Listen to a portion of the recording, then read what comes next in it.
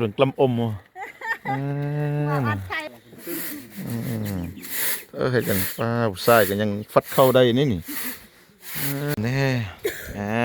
เถอะฟิงไฟหนาวอันนี้ก็สิเป็นมก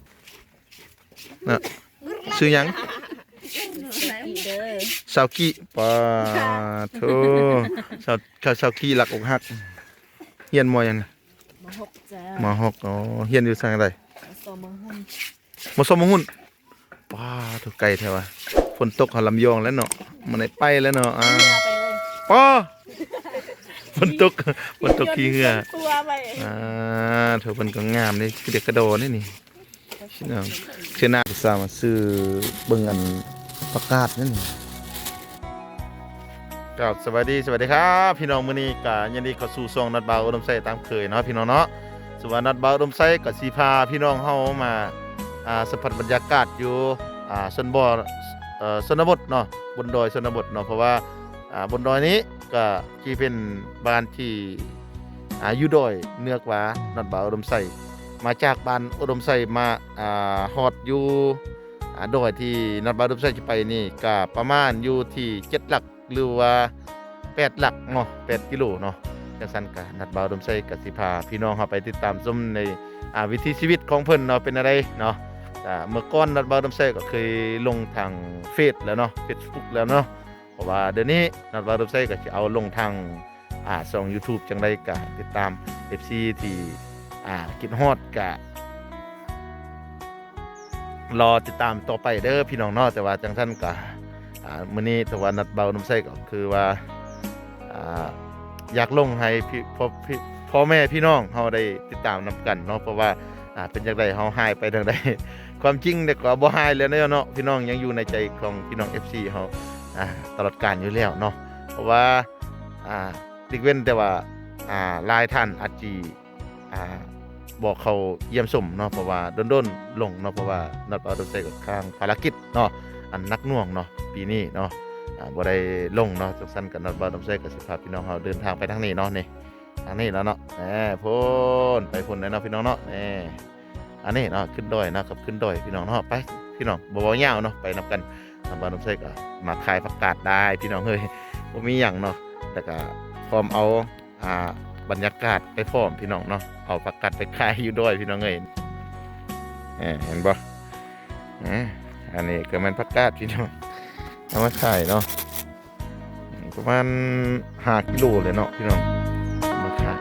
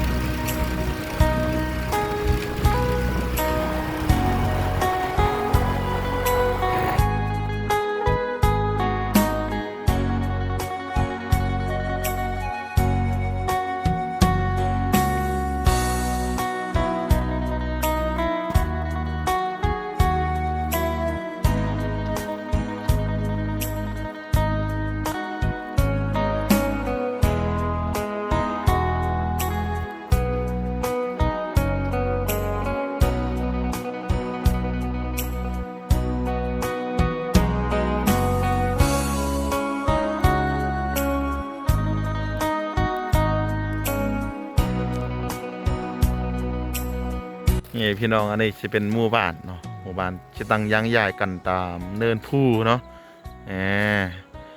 อันนี้พูดอยู่พุ่นสิแม่น้ำเป็นห้วยเนาะทางนี้ก็สิเป็นห้วยคือกันเนาะ อันนี้จะเป็นเนินผูนะเส้นทางนี้ไปสอดอยู่แข่งดวงน้ำทาพี่น้องอ๋ออันนี้นัดบาร์ดไซกับ10พาพี่น้องไปโลเนาะโลกลางบ้านแหละพี่น้องเฮ้ย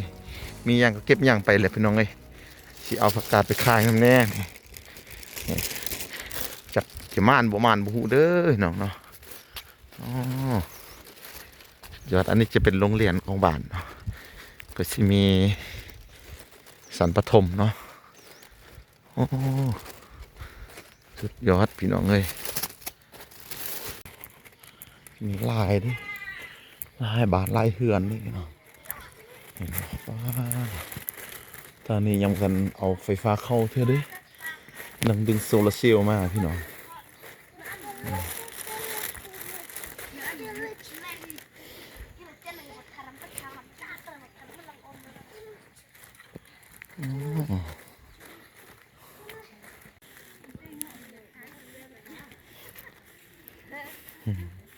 แต่งเป็นเหมือนกลำอมว่ะ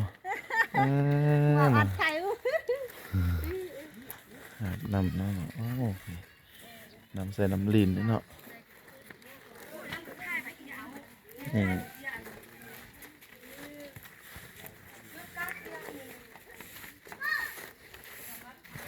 เยอะต่างกุ้งมีเปรี้ยวเนี่ยเราเพิ่งปรึ้งนู้นจังเนี่ยก่อนนี้เรากุ้งเงาะนี่เห็นจังป้าผู้ชายก็ยังฟัดเข้าได้นี่โอน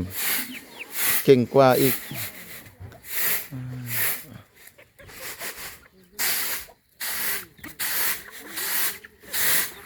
โอ้เจลูกอีก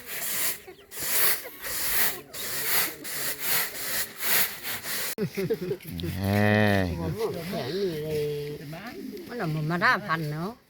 โอ้ยามาได้หันอีก เพียงไฟชมม่วนนี่เนาะตื่นแต่เช้ากับพากันนางเล่นเพียงไฟพี่น้อง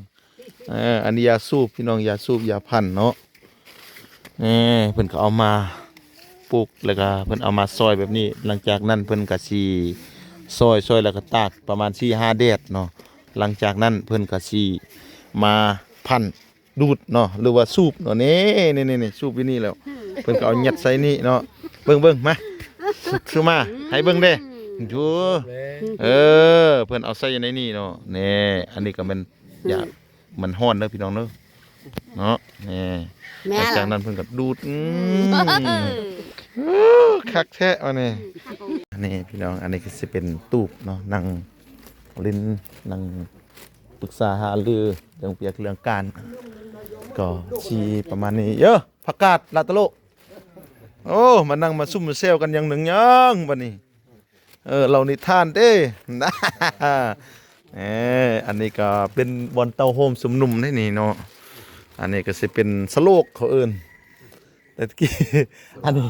สโลกศาลาเนาะ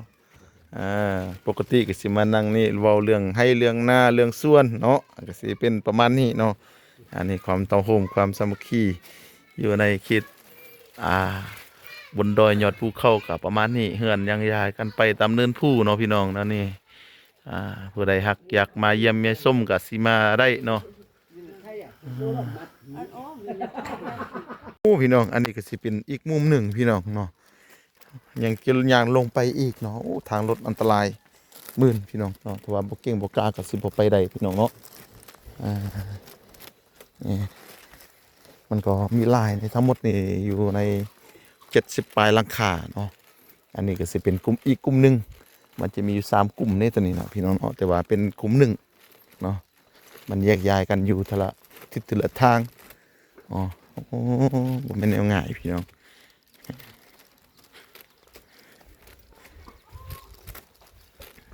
อันนี้ก็ฟืนเนาะบ่จะเป็นจะไปตัดก็ได้ฟืนเนาะพี่น้องฟืนใกล้ๆเท่านี้ได้ความงามพื้นเนาะพี่น้องเข้าร้อนนี่หนักแล้วนายเที่ยงก็หลงคูณสองคนลุ่มยันเนี่ยมันผู้สาวมันคนมีผัวแล้วคิดบอกมันเป็นแนกบ่ได้นี่เถือกฟิงไฟหนาวอันนี้ก็สิเป็นมก หมกยังกับบุหูเนี่ย หมกห้ำ อะไร หมกห้ำ อันนี้เขาหมกแบบธรรมชาตินี่พี่น้องเอาใบตองมาวัตถุดิบมาให้กินพี่น้องมันหมกได้กินแล้วก็หูรสชาติแซ่บเนาะบ่นี่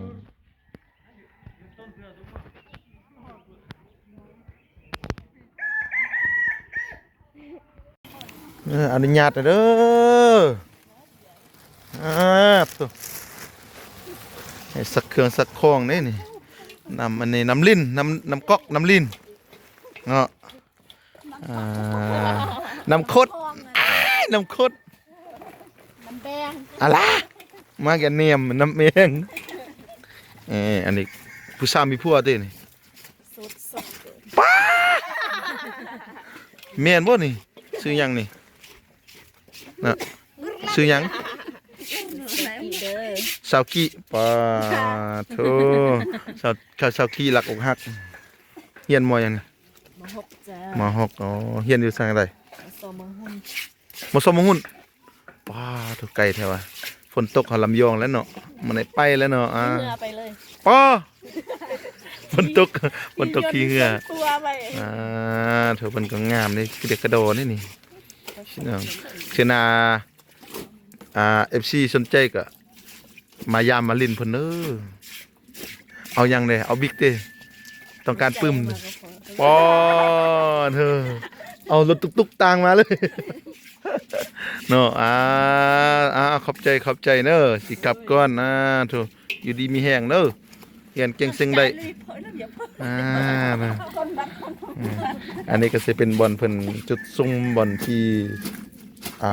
สักเครื่องสักของเนาะบ้านได้ก็สิมีประมาณ2-3บอลนำจุดที่เขาจะได้ใส่แบบนี้เนาะพี่น้องม่วนนี่พอไปมาก็ม่วนนี่พี่น้องเนาะคิดฮอดอดีตแน่พี่น้องผลงานคือได้ไปคายกะถือว่าได้ตีกลับเนาะ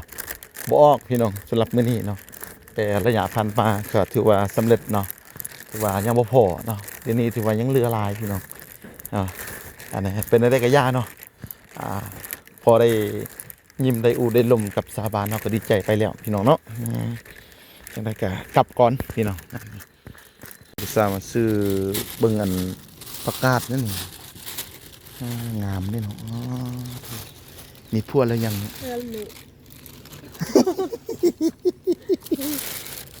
เฮ้ยเบิ่งแล้วเบิ่งไอ้หยิบเอาไอ้ จะมือ โอ้จะมือก็ติดช่วยนะโอ้กะครึ่งโยอะละขอบใจขอบใจ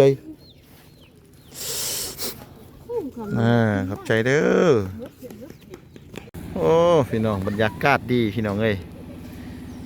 สวัสดีเนาะ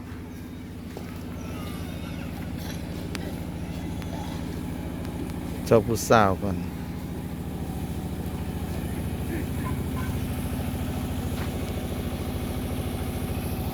นี่อันนี้ก็แม่นผู้สาวเนาะ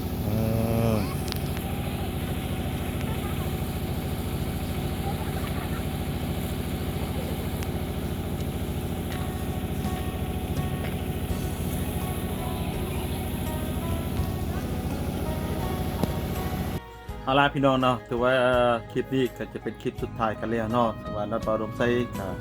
ที่ว่าเรื่องว่าจ้างพันโดยจะได้มีชีวิตให้พี่น้องได้จ้างคนโดยเนาะจะปันใดนั้นเนาะแต่ว่าคือตึงใจก็อย่าลืมกดไลค์กดแชร์กดติดตามเพื่อเป็นกำลังใจให้กับซองนันบ่าวอุดมไซเด้อเนาะพี่น้องเนาะอันนี้นันบ่าวอุดมไซก็อวยพรมายังFC